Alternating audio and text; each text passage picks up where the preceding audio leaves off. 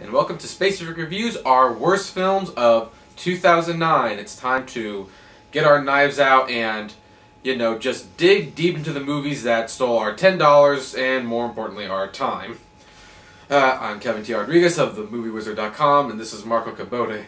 Yeah. And we're going to do something a little different here, folks, because I know most of the time the tradition is, 10 to 1, but that's kind of getting a little boring. So, we're going to do a category thing instead. We've decided to create certain categories, and we're going to pick a movie that fits that category.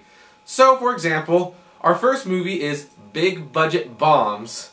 Now, my pick for the Big Budget Bomb is the horrendous G.I. Joe, Rise of the Cobra. Seems like they just wanted to get a franchise started so badly, they had to title the sequel for the first movie. Of course, that's the least of this film's problems.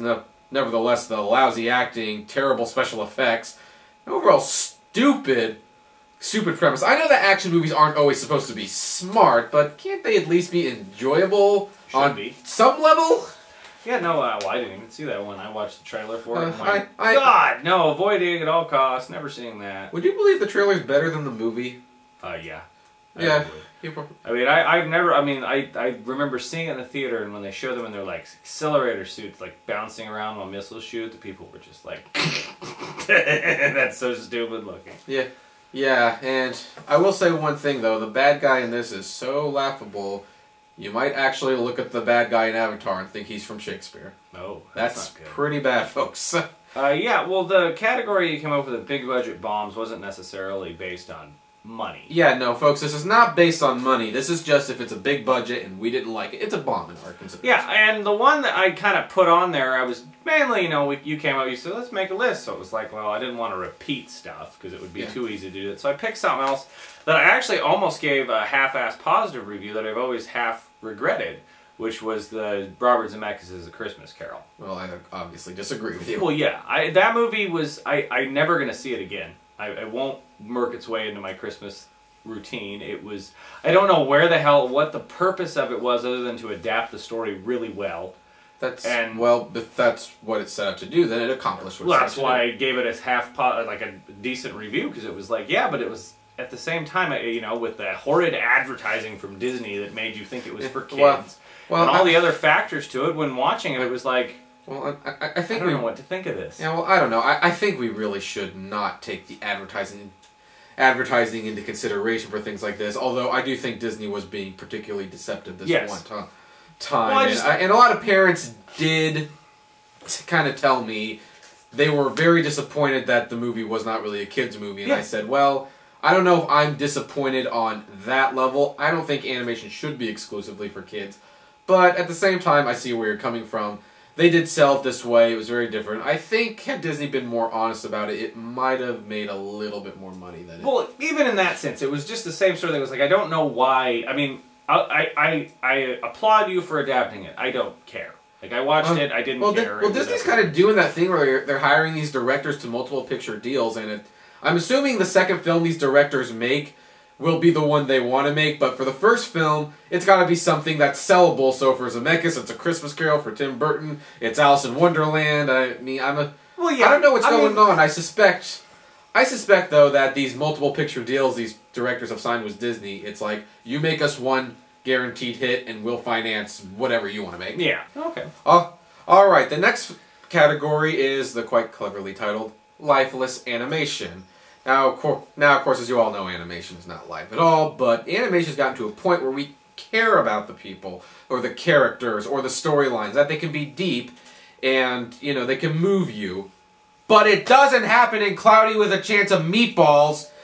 Now, to some credit, it's not a horrible film, but we've had Fantastic Mr. Fox, The Christmas Carol, Ponyo, Up, Princess and the Frog, Coraline, Mary and Max, and everyone went to see this one? It's a little disappointing, folks. And keep in mind, this one is also not on my top 10 worst films of the year. It's not horrendous, but everything is just so by the books. I could care less, and it isn't even interesting. Why is the dad disconnected from the son? Because he has to be. We expect it. Why is the hot reporter chick really a geek? Because we expect it to happen. Why does the guy have a talking monkey that's there to goof off? Because we expect it. There are a couple of bright spots in it. Mr. T is actually very funny in it, and certain of the scenes was the... But there's nothing to it. Well, you could say the exact same rant about The Princess and the Frog. No, that has good animation, likable characters, and great music. They both have the same... No, it's... I mean, but you knew where the hell it was going to go the entire time. Yeah. The characters were in no way surprising. The story itself was in no way But they were likable, and they were charming, and it was... it was hand-drawn. And it was fun. It was hand-drawn, and it looked pretty. So it was like, wow. And it was very pretty to look at. Clouds with a Chance of Meatballs looks very bland in comparison. Well, it does. Yeah, it looks bland in comparison to other computer animated films out there. I don't know. I mean, I watched it in 3D. I didn't even think it looked that bad. I actually was kind of surprised at certain points the way that they animated certain things. I actually quite enjoyed it. The stuff with the food was... Not even just the food. The characters... Usually those type of character designs where you try to have a real person is almost incredibly dorky to pull off. You can't do it. Even Pixar has a hard time with real people. So the way that they made it work... Pixar can do... I thought it looked better than... several of the DreamWorks ones. I thought it looked... I mean, it didn't look impressive in a massively crazy scale. No, the DreamWorks movies have more style. Kung Fu Panda has more style than this. And again, like, this is why we categorize it in categories, folks, and we're not doing the list. It's more fun this way, I think. Yeah, well, if I had to choose the lifeless animation, and I didn't see nearly as many animated movies as I think you did, it had to be easily 9. No. Because that movie was just so boring. And nothing happened and it went nowhere. And even though you could technically say that the design looked fine, that they did a unique look to the way that they tried to make their little, their like post-apocalyptic future, it was so flat. It didn't work. It didn't, even with the intricacies of the settings they had, it just looked plain. And I don't know how the hell you can do that. Well, here's the thing. I did not pass 9. That got 2.5 stars. Which is half a star more than I gave Clyde was a Chance of Meatballs, because you're right, it's boring. Yeah, it's boring and the story is not good. Well, I mean, it's not. And I'm not even going to say the story is straightforward. It's just not good.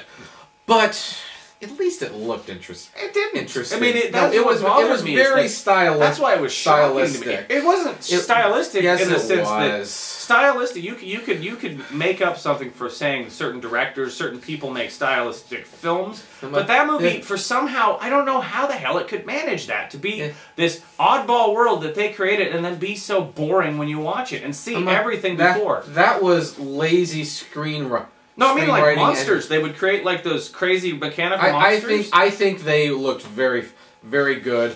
And you see, here's the thing. I was admittingly a little bit more disappointed in 9. The star rating is kind of funny when you think about it, because I was less impressed with Clyde's Chance of Meatballs, but I was more disappointed with 9 somehow, because 9 promised more. Well, 9 promised more. It looks better. It's got style. It's like, okay, so you've got the pieces, but somebody needed a script here. Yeah. Somebody needed some heart to this thing that, admittingly, I don't think either of these movies really had, but this movie had more than the other ones.